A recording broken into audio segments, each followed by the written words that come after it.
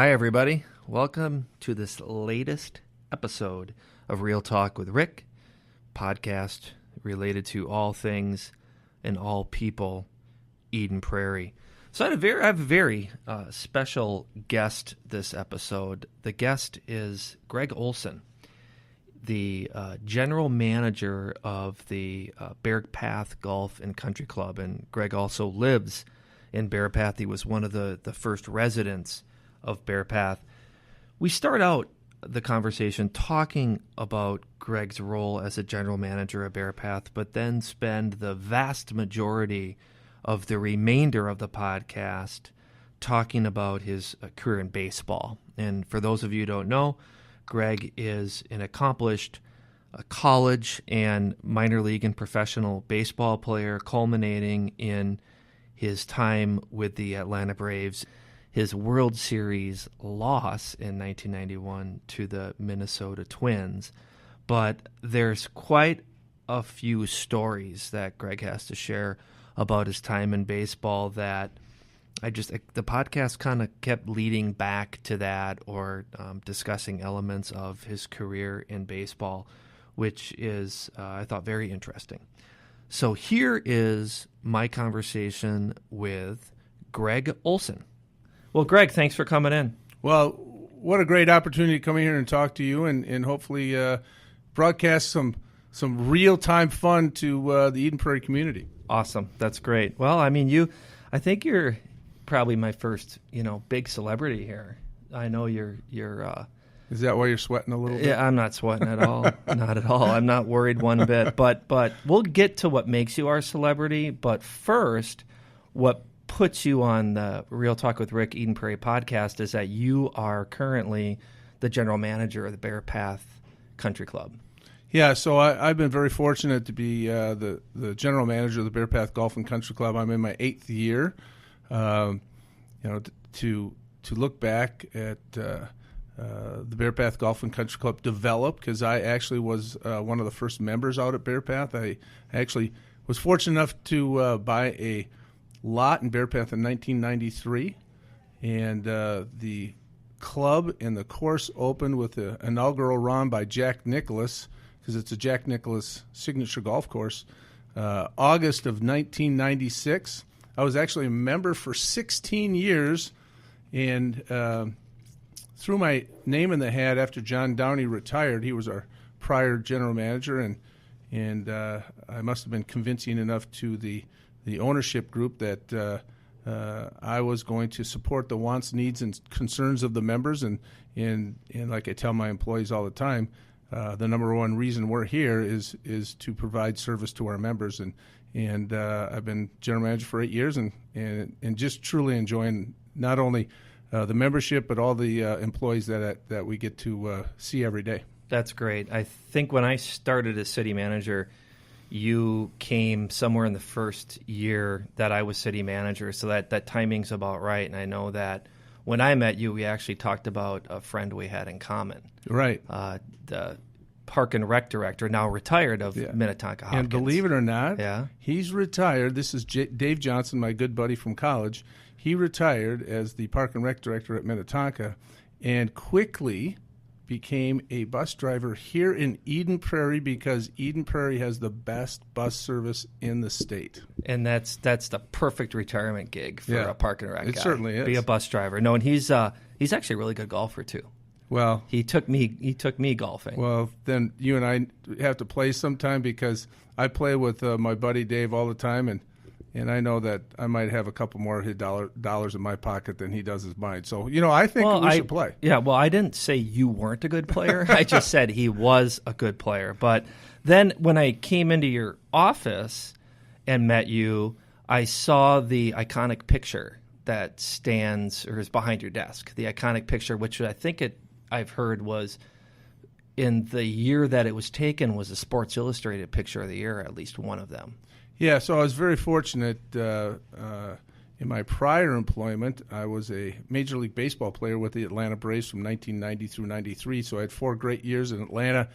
But most memorable for Minnesota people and Eden Prairie community is I was the starting catcher for the Atlanta Braves in the 1991 World Series, and in Game 1, Dan Gladden tagged up on third on a short fly ball to left field, and the relay came in, and he was a very determined player, aggressive player, and he hit me rather hard, and I caught it down low, and I did, he pushed me on my back, and what I like to really tell the story is I had 0.2 of a second to tell myself this is a great time to be on the cover of Sports Illustrated, so I just pushed myself into a headstand, and there I was. Yeah.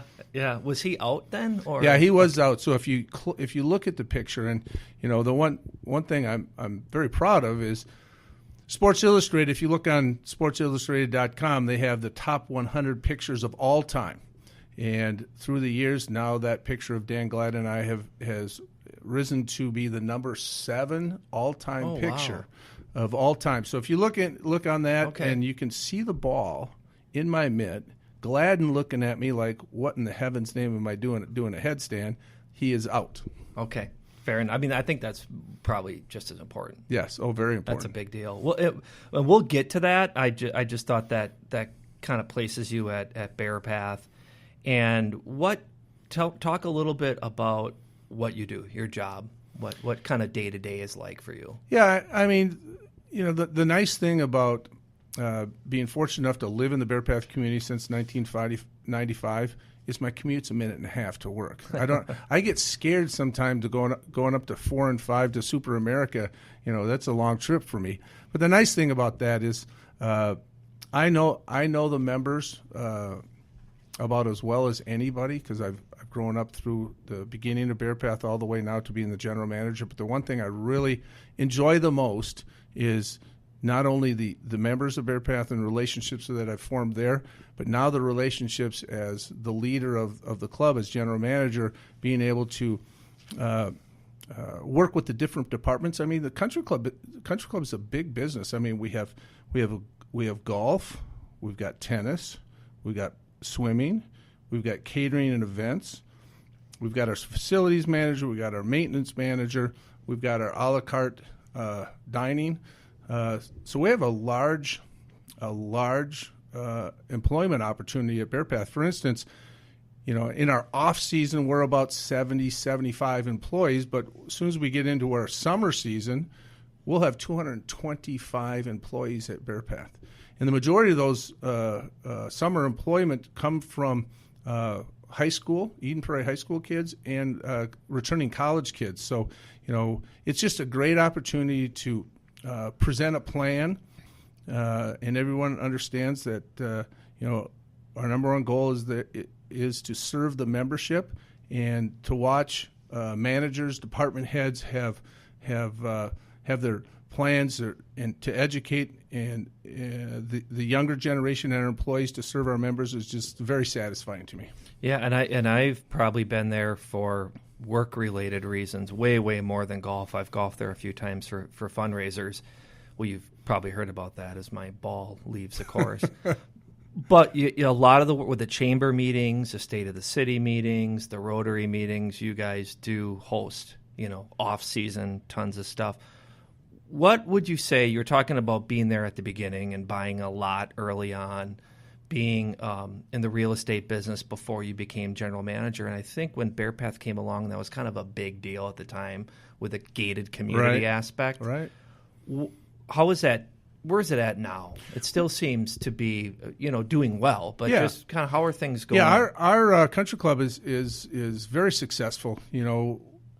Just like any business, you always want more and be more profitable. And for us, we're trying to provide a lifestyle, a very unique lifestyle, to people across the whole state of Minnesota, but certainly for the Eden Prairie community. And one perception out there that still is there today is the fact that I have Eden Prairie residents coming up to me all the time and saying, "God, I'd love to be a member of Bearpath, but I just don't live in Bearpath." Well, the truth of the matter is, 55% of our memberships are non-resident members, meaning they don't live in Bearpath. So, I want everybody to understand, and we're gonna increase our marketing and advertising to provide to the communities to show that, hey, we are very welcoming. We love to have anyone, whether you're from Eden Prairie, Chanhassen, Chaska, Edina, we're looking for members who really want to increase their lifestyle. There's nothing better than getting to know your neighbors around your house, but I can honestly tell you, if you get a chance to join a country club, and you can be as social or as antisocial as you want, but if you get your kids or yourself into some of the activities that we have to offer at Bearpath, it'll just bring a lifetime of memories going forward. So you'll take people from Edina? Oh yeah, we do that. Okay. We'll get into this later, but I did grow up in Edina, Oh, so every once in a while okay. we'll take in some cake. Okay, because they're kind of a little rivalry between Eden Prairie and Edina, and so you are an Edina kid. You're an Edina kid, really? Let's go back. Let's go. Maybe we'll work our way back to Bearpath. Let's go back. So I know you talked earlier about you and Dave at the U. So it's Edina and then the U. Yeah. So basically, I was born in Marshall, Minnesota, and in third grade, my dad worked for GMAC Financing, and right their headquarters was in Pentagon Park, right off of France. So we moved in third grade, and I, of course, told my parents that I was staying in Marshall because I was known as the mudfoot down at the Redwood River. I'd catch crayfish and whatever roamed in the Redwood River, and I was not leaving that scene. But not for the big city, right? No, not for the big city. So fortunate enough to live very close to 50th and France, Arden Park, Minnehaha Creek. I became the Tom Sawyer of Minnehaha Creek. I still, to this day, own the record for the most carp caught in the off season from school. I caught 109 carp in one, between June, July, and August of 1 year. So I still hold that record. Oh, because every year people are still tracking. Well, that? I don't know that for a fact, but Right. I know until last records were known, I did catch more carp than anybody. Okay. So as long as records were kept, okay. So it was great moving to Edina. I can tell you that the one thing that probably disturbed me the most, I have an older brother. He was very intelligent, went to MIT, graduated in 4 years in microbiology. I wasn't the same guy. But the nice thing, when we were in Marshall, every once in a while, smaller community, in the summer, he was playing on a Little League team. He was 10, I was only 8, and some of his buddies would go on vacations, and I'd go and play for his Little League team, and that was accepted in smaller towns. Yep. We moved to Edina. My first year, I was all excited about playing Little League, and I had to play Cubs softball. So that was probably the most disappointing factor of me moving to the big city is Edina had a lot more rules and regulations on age groups, and I had to play 1 year of Cubs softball before I had a chance to play Little League. Little League. There's still a lot of rules and regulations there. So you were a young athlete, and were you then recruited to the U?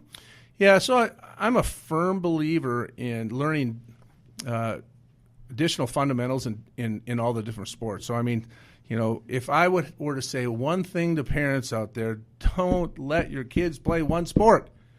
They learn so much from, I played football, basketball, baseball, and hockey all the way up till 9th grade. And then I had to choose between hockey and basketball, and I chose basketball. And so I played those three sports all the way through my senior year, and I know for a fact one of the main reasons I was fortunate to even go to the next level in college and then further on to the major leagues is because of the different things I learned in those different sports. So after playing, having a really good high school career at Edina, I knew baseball was my best sport that I played, and fortunately I had a chance to be recruited by the University of Minnesota where they have a real reputable program, and became a Golden Gopher. So this is in the 70s, kind of high school leading up to college in the 70s. Graduated high school in 1979. Okay. And that idea of multiple sports, I think, is a little bit tougher today. It is. I no grew question. up in the 70s. I went through school in the 80s, and I think I could play multiple sports as well. But with all these traveling teams and all the extracurricular, it's hard. It's hard tough. to do. It is. But you say that if I think I read correctly too, you went to the U, but you also played some football. Well, and that helped you. I've read where you said that helped you in baseball as well. That's another story. Actually, I went just to play baseball, and Joe Salem, Smoking Joe Salem, was the head coach of the Golden Gophers at that time, and my freshman year in college, Mark Carlson, Tongue, and Avery were the three senior quarterbacks that the Golden Gophers had, and they were all pretty good. Mark Carlson was really good. They all graduated, and there was a junior, Mark Pilacek was his name. He got a severe knee injury in spring ball. So the next thing I know, I got Smoking Joe Salem coming out to baseball practice saying, "Hey, Greg, do you want to come out, give it a shot? We could really use you." So I thought about it. I said, "Hey, what a great opportunity." So I ended up playing 1 year of football at the University of Minnesota. Got in 4 games. Actually, Tim Salem, Joe Salem's son, was the starting quarterback. He was a freshman, he deserved the job. But the one thing I learned... You have to say that because he was a coach's son? Probably. Okay. One thing I did learn is how to actually become more of a physical specimen. The work programs, the lifting programs that they had back in 1990 was more football oriented, and the other sports really weren't into the lifting of weights as much as they are today. And by becoming a much stronger athlete, made me a stronger baseball player, so that definitely did help. That's a good point, because now it just seems second nature that every professional athlete is on a huge physical regimen. But in the 70s and 80s, when it came to baseball, that was probably an anomaly. That is true. In the 90s. I didn't think about that. So you played on some pretty good teams at the University of Minnesota baseball team. And did you actually, there's a year where did Minnesota actually got to the College World Series or close? That was before my time. So they did go to the College World Series. I mean, they've had some really special baseball players at the University of Minnesota. Dave Winfield was on the last team that went to the World Series. Paul Molitor, Terry Steinbach, Wilson. I mean, there's been a lot of Brent Gates, a lot of Major League, Denny Nagel, a lot of Major League Baseball players that have gone through the program at the University of Minnesota. But John Anderson, who's still the head coach at the University of Minnesota, his first year as head coach was my sophomore year. So he's been there now for, I don't know, 38 years or whatever. Close to 40 years. Ever since my sophomore year. So that program is still strong to this day. But you weren't initially a catcher. No, so I actually pitched and played shortstop and third base in high school, and I really went to the University of Minnesota as a third baseman, and I'll never forget that George Thomas was our head coach at the time, and he had some Major League service with the Boston Red Sox early on in his career, and now he was the head coach at the University of Minnesota, and John Anderson was the assistant coach. And I can remember the first day of winter practice, right after practice, George calls me into the office. And this is in the old, dirty, grungy field house that was down at the University of Minnesota. It was probably would be condemned today if we were still practicing in it. But he called me in the office and said, "Greg, have you ever caught before?" Well, before I answered that, my mind starts turning, going, okay, look, we have 42 pitchers. We only have 6 catchers. He wants to use me as a guinea pig to catch in the bullpen. He goes, well, I think you have what it takes to be a pretty good catcher. We're going to start you tomorrow. You're going to put on the tools of ignorance tomorrow, and you're going to start. Well, I wasn't really happy that night because I felt that I probably could handle myself at third base. But looking back at it today, it was probably the best meeting I've ever had with a coach, because that's probably the reason I ended up catching in the big leagues. Is that common that you don't start catching, and even with big leaguers, that you don't even start catching until you're in college? Well, I'll even case in point. We were fortunate at the University of Minnesota to have Timmy Terry and Tommy Steinbach, all from New Ulm. First time I think 3 brothers played on the same Division I baseball team. Wow. All 3 of them, and Terry ended up having a great career with the Oakland Athletics as a catcher. He never caught until he actually got into minor league ball. Okay. So I will say this. If I would have caught early on Little League, Junior Babe Ruth, Legion, high school, I probably wouldn't have had the same skills as I did in my early 20s and early 30s, because there's catching position is very difficult. I lost quite a bit of my foot speed after catching about 4 or 5 years. I mean, it's a position that just it's brutal when it comes to bending and your joints. My knees, I've already had one knee replaced. My other knee is actually pretty good, but my hips are starting to get a little arthritic. But it's a tough position. No, it's amazing when I think about Mauer or even so many people that had did it for, a couple decades. It's absolutely amazing. Yeah, I don't care about how fast you are, just the fact that they played that long. Yeah, and you look what Joe did. He went to finally first saw the base. light. Yeah, he did. He got out of there. Yeah, he did get out of there. So it's interesting, too, because you mentioned Steinbach. So you're at the U, Steinbach's at the U. I think he got to the majors a little bit before you with the A's. But then he was on some great Oakland A teams as you were coming up with the Braves, both as catchers. Yeah, and both from the Minnesota. Correct. And I mean, I think Terry's not only a great person, still is to this day, and we see each other quite often.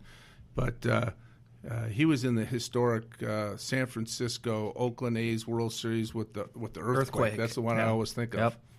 Yeah, that would have been 89. That was 89. Sounds good to me. Yeah, that was 89 because we'll get to that. So then I'm wondering, I thought about this before interviewing you. Well, Greg was on the Braves in 90, 91, and 92, and he just talked about being at the U till 82, 83. So you were in the minors for that period of time?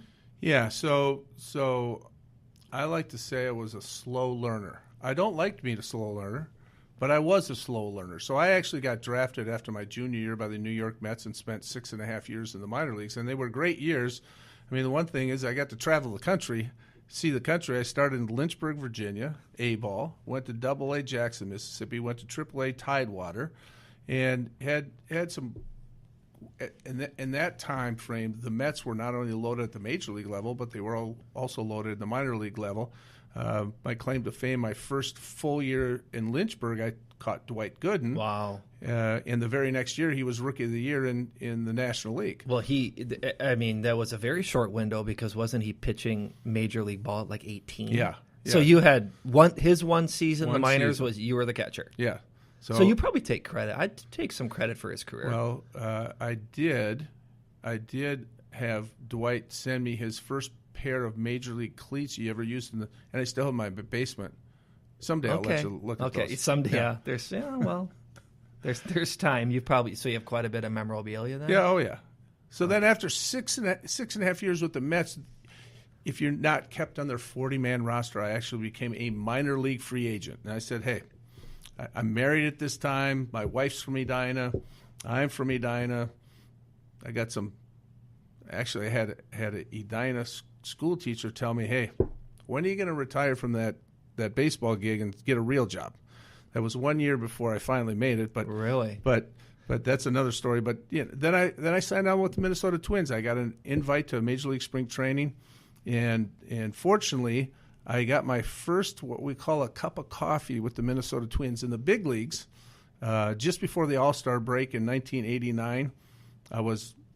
I had 2 at-bats. I got 1 hit. So even though I wasn't called up at the end of the year, I could always go to bed at night saying I was in the big leagues and I got a hit. And with the Minnesota Twins. The Minnesota Twins, my hometown team. So you have the career with the Mets, you get your cup of coffee, you come up, 89. So then what happens? What happens with the Twins? How do you end up with the Braves the next year? So the Twins really didn't want my services after that season, so they let me go, and I was a free agent again. So they'll regret that in 91. Well, they almost did.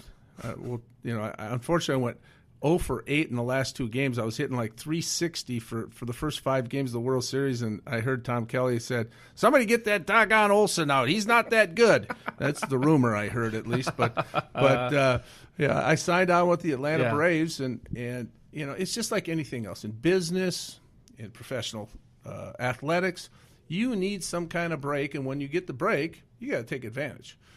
So, believe it or not, I was sent to the AAA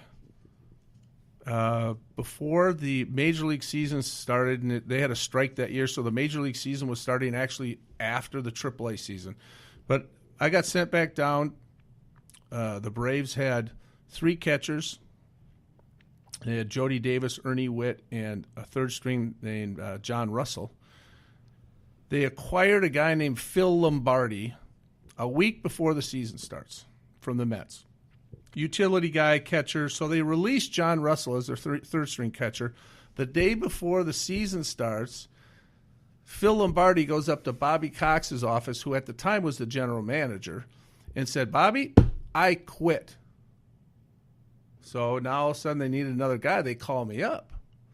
So I'm the third string catcher on this team that I'm probably never going to see the field. In fact, the first time that I was going to get into a game with the Braves, we were behind 5-2 in the bottom, the top of the bottom of the 8th. We were behind 5-2. Well, we score a couple runs to make it 5-4. They'd already called down to the bullpen to say, "Hey, let Olson catch the 9th inning." Well, when we scored a couple runs, Russ Nixon was our manager at the time, called back down to the bullpen and say, "Tell Olson to sit down. He's not going in."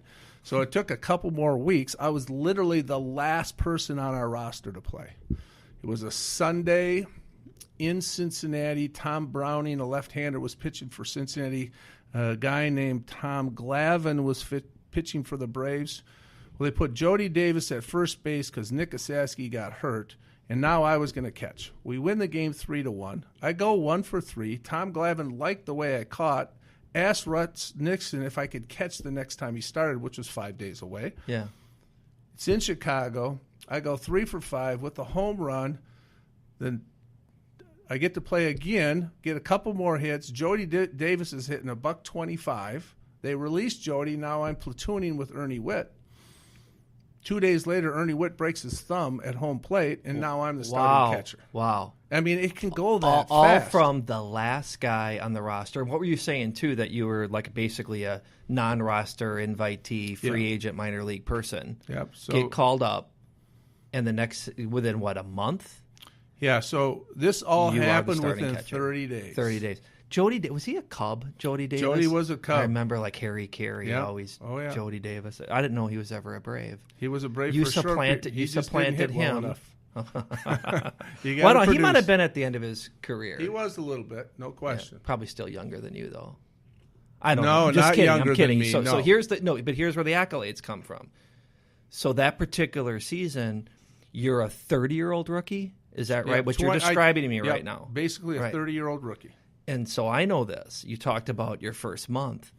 Well, what ends up happening come midsummer? What happens by the time we get to the All-Star game? Well, the nice thing about Major League Baseball is every team has to have a representative.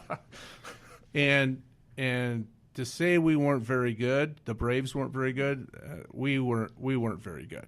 So at the All-Star game, I'm hitting 300. No one else is doing really that well, and I was picked as the Braves representative to go to Chicago, Wrigley Field, and play in the 1990 All-Star game, which was still to this day is like being a kid in a candy store sitting around the locker room with the best players in baseball when the year before I was in the minor leagues. It was just incredible. Who are some of the people that you remember in that game? I mean, you got Barry Larkin, Barry Bonds, Darryl Strawberry, Kirby Puckett, Cal Ripken Jr.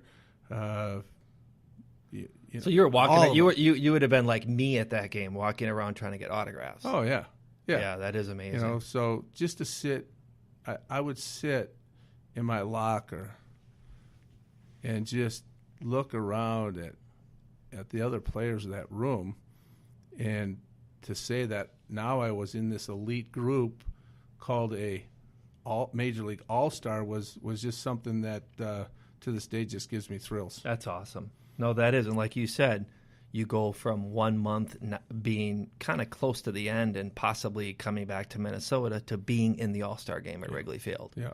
So what happens the rest of that season into the next season? So, I mean, we're terrible. I mean, we weren't very good, and actually at the All-Star Neither break, were the Twins that year, they right? weren't. Right? They weren't. At the All-Star break, they fired the Braves manager. His name was Russ Nixon, and Bobby Cox decides to come. He was the general manager. Come out of the general manager's office and be the field manager. So that was probably the biggest move that the Braves made. And they also hired a gentleman named John Sherholtz to be the general manager. He was a prior general manager at the Kansas City Royals, and he became the general manager. And between Bobby and John Sherholtz, the next year they brought in a couple key components to our team, mainly Terry Pendleton and Sid Bream, and we go from the worst team in the National League to going to the World Series, just the same as the Twins did. They were the worst team in the American League, right? So it was called the worst to first World Series, and it was one of the best. It was one of the best that there was. And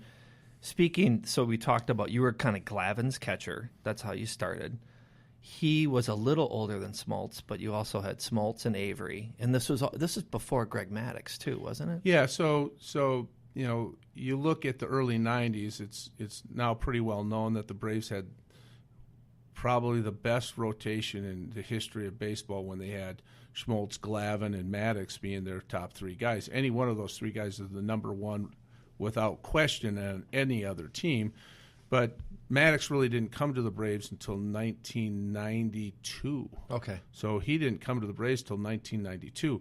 So in 1991, actually he came to the Braves in 1993. So in 1991, it was these young guys named Schmoltz, Glavine, Avery. We had the old codger, we called him, Charlie Liebrandt. And we had a fifth starter, probably Pete Smith. But, I've got these friends now, and John Schmoltz and I are really close, and we still to this day are very close.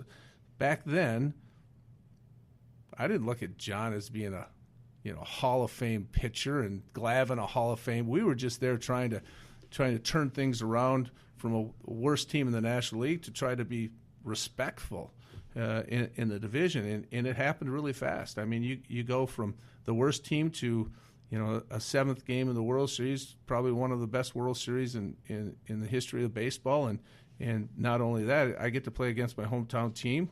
It was like storybook. No, it's amazing. We talked about that went 7 games, and the home team won every game. Home team won every game, so I don't want to bring up that they turned the air conditioner on or whatever they were talking right. about. So I won't. Right. Well, I'll leave that aside. Well, so I'm from Wisconsin, grew up a Brewers fan, but I went to college in Ohio, and the Cincinnati Reds had a really good team in the late 80s and 90s. But it was that I remember that World Series making a big deal out of the Noise-O-Meter and the Dome. But it's considered one of the greatest World Series that there was. And you were saying earlier that you had, even leading up to that World Series, though, didn't you? There were a couple of years in a row where you guys beat the Pirates to get there. Yeah, so in 1991, we actually Barry Bonds, Bobby Bonilla, the Killer Bees, Bonds, Bonilla, Bell were the three Bs. We actually were behind 3-1. 3-2 going in, so we had to win the last 2 games in Pittsburgh to go to the World Series. And we won a nail biter where Steve Avery pitched a complete game, didn't give up a run, and they had Drabek going against us, and we got 1 run in the 8th inning, held them off, and then won the last game 4-0. And we went right from Pittsburgh, because it went 7 games in that NLCS, straight to Minnesota. And all my people on the Braves, all the players on the Braves were staying downtown. I went right to home, stayed at home. At that time I had a house in Edina. That was in 1991, and I can recall just being in 7th heaven. I was so nervous.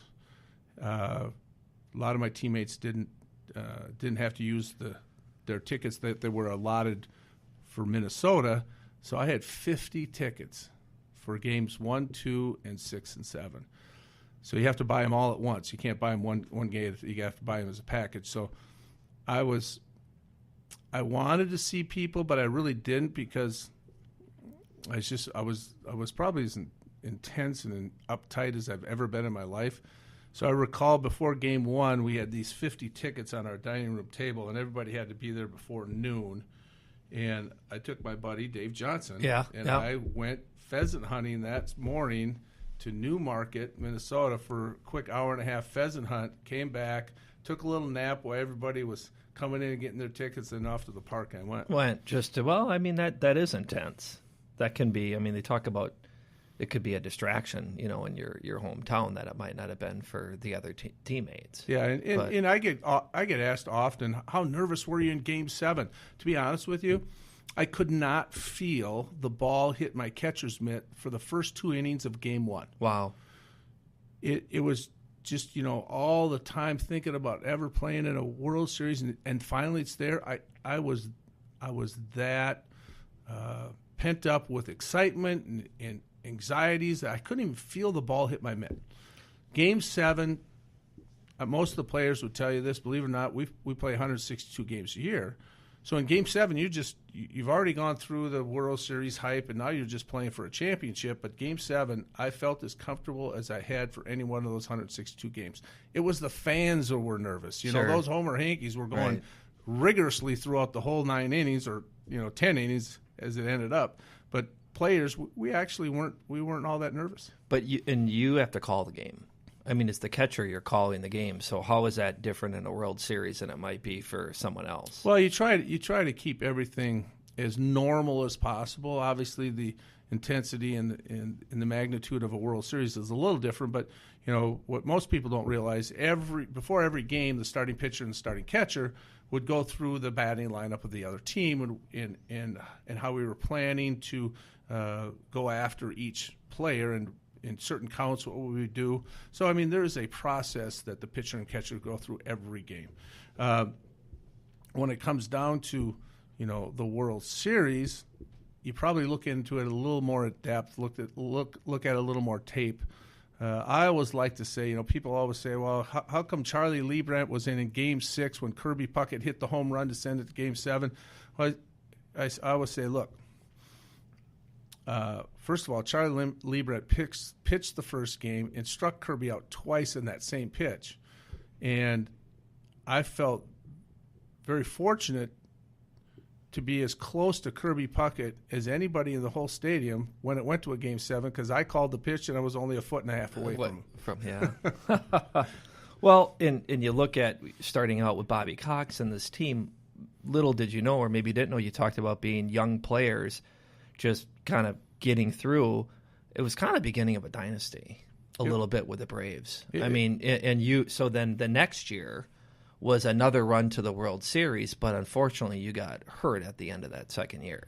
Yeah, so the Atlanta Braves won 14 divisional titles in a row. Wow. And that started in 1991, and something I rarely talk about, but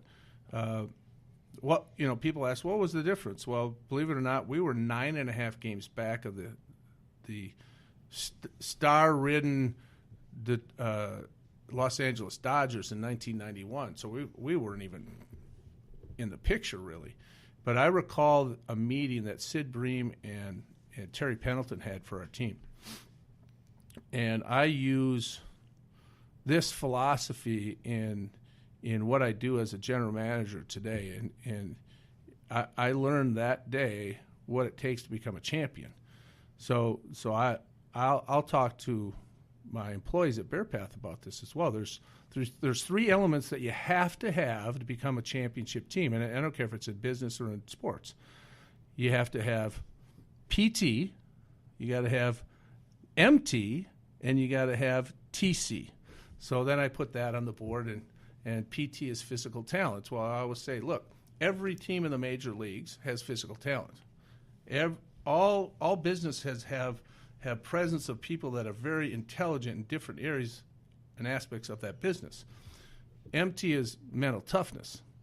And mental toughness, I even go a step further, and I call it PMA, positive mental attitude. I always talk about every day when people wake up, they have a choice. everybody has this. Everybody has an attitude. You have a choice on how that attitude is going to direct you through a day. So I always like to talk about PMA and positive mental attitude, and TC is team chemistry. So without the mental toughness, the physical talent, and the team chemistry all working together, you cannot become a champion. And I don't care if it's in business. I don't care if it's in sports.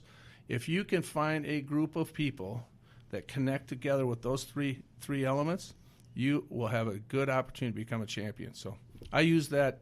I heard it in baseball. I use it in business now, and it's a strategy that's worked out pretty well. Well, and I was going to ask you, what have you taken from baseball into, what you do currently? And that's one thing. That's obviously a big thing. What else, when you think about kind of what you're doing now, would you say kind of came from all those years in baseball?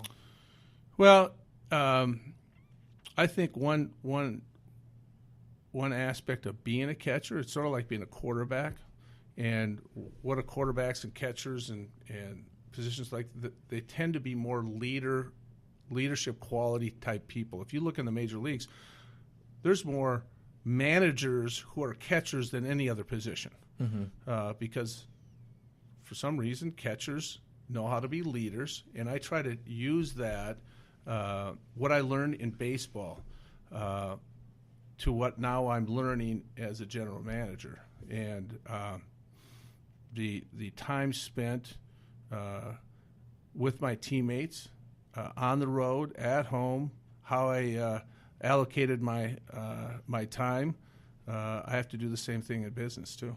Yeah, that's good. You there's a couple other people that I want to mention that I think you've had a chance to be with that I think is kind of interesting to hear about. You played with Deion Sanders for a little bit when Deion was doing the two sports. So what was Deion like? Well, I'll tell you this. So he just had his 30 on 30 special on ESPN. Oh, I haven't seen that. It just recently came out? Just last month. Okay. And I learned things on that I didn't know. So here's Deion, one of the best athletes during the early 90s, played football and was noted as if not one of the best cornerbacks in the NFL, and he was also playing baseball.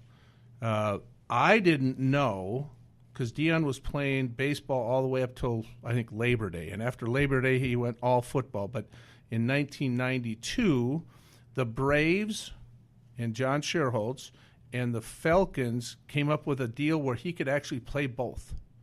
And then there was this aspect about the Nike contract and the timing on how he was getting played.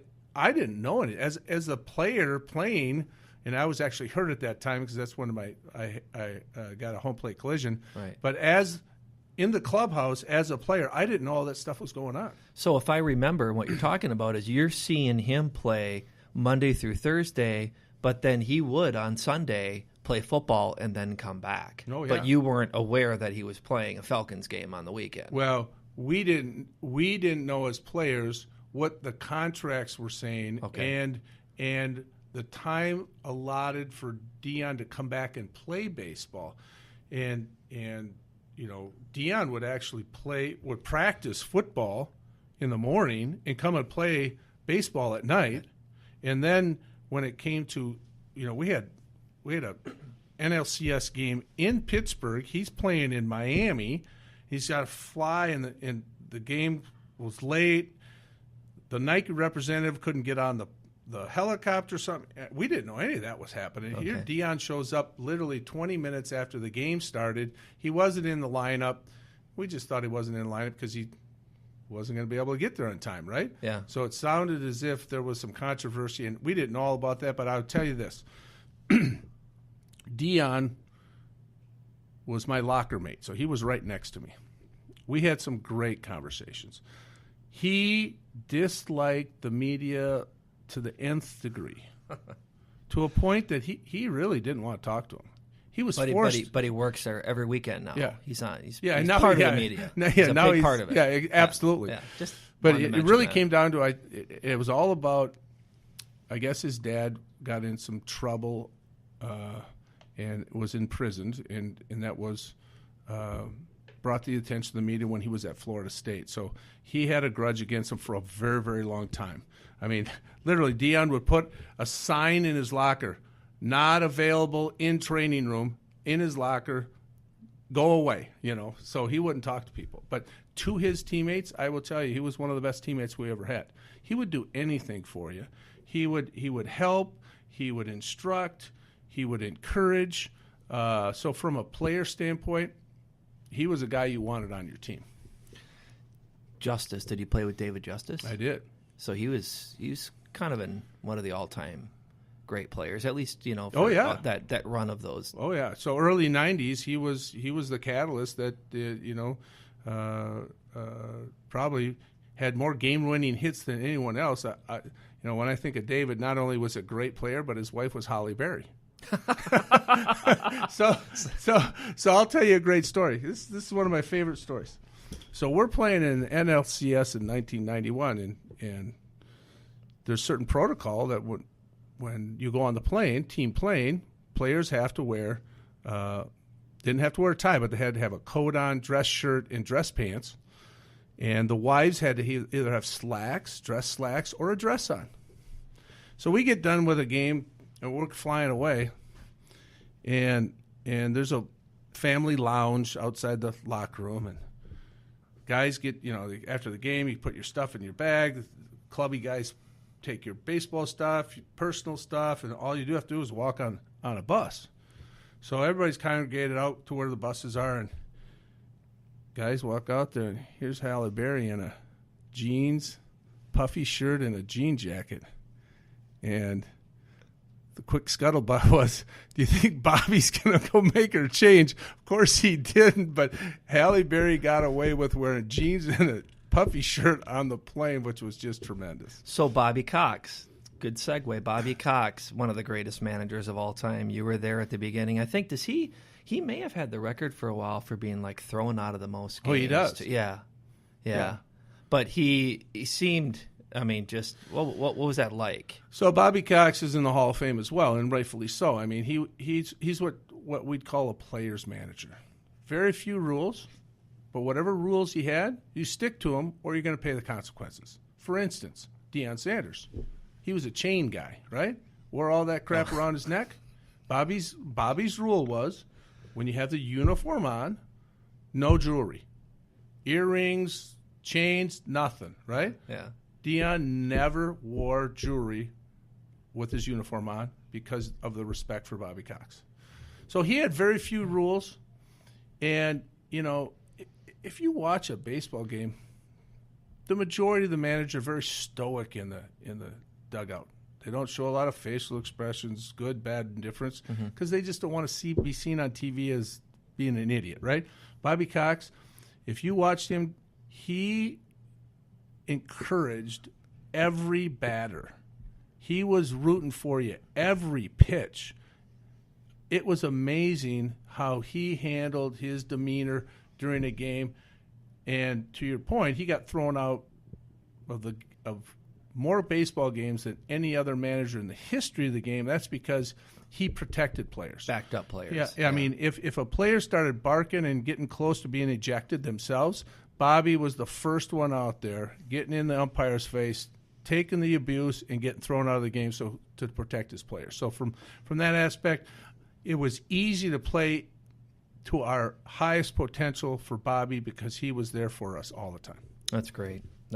So more modern day, when the PGA was in town, is it true that you had Tiger Woods was staying at your house? Did you have a chance to talk with him and get to know him at all? I actually did. So how that whole thing came about, my friend John Schmaltz, pitcher for the Braves, during spring training was a good friend with Tiger, and he'd play 6-7 times during spring training with Tiger at Isleworth in Orlando, because the Braves at that time, their spring training site was Wide World of Sports at Disney World.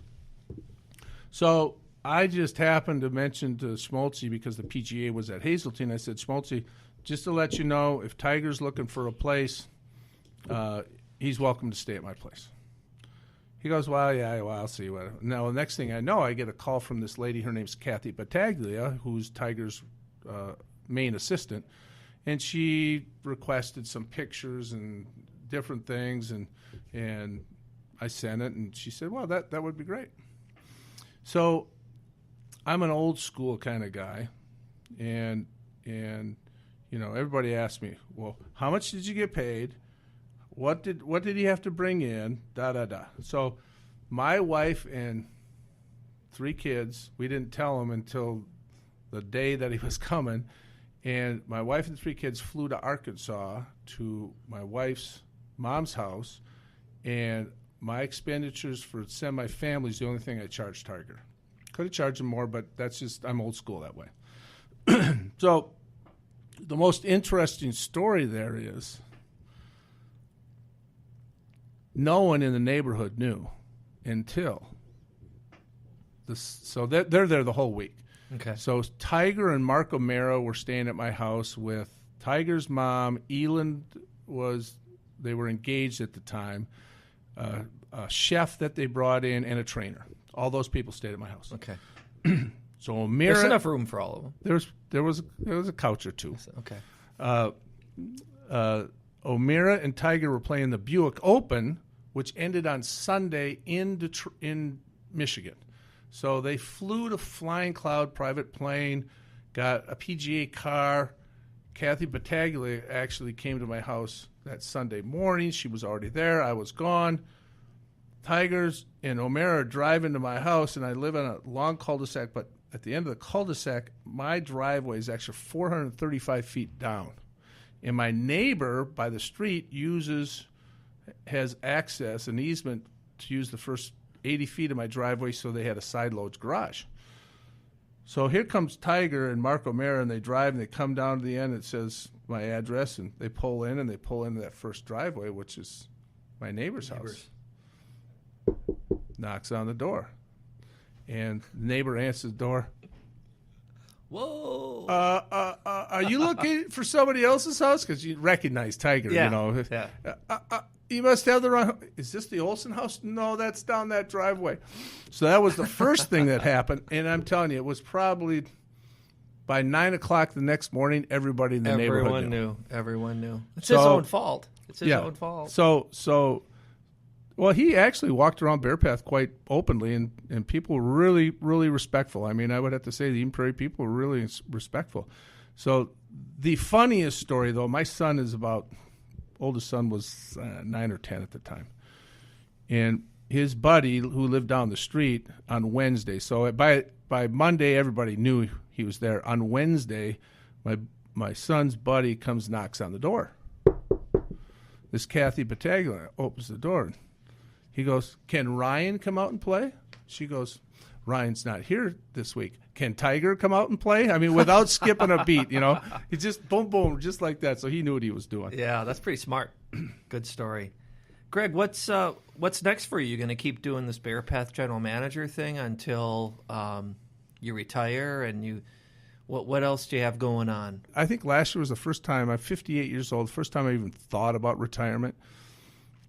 My wife loves oceans and beaches. I love to fish, hunt, and stay home. I love my dog. I love my lazy boy. And after this winter, I think my wife might get me to move out of or rent a place in Florida for 2.5, 3 months when I'm maybe 62 to 64. Got it. Well, I appreciate you coming in, Greg. It was great having you. Well, I tell you what, like I mentioned before this interview started, I used to get interviewed 162 nights a year, and I'm a little rusty, but I couldn't have enjoyed myself more, and I hope this talk with Rick goes as well as it should. Good. Thanks, Greg. Yep.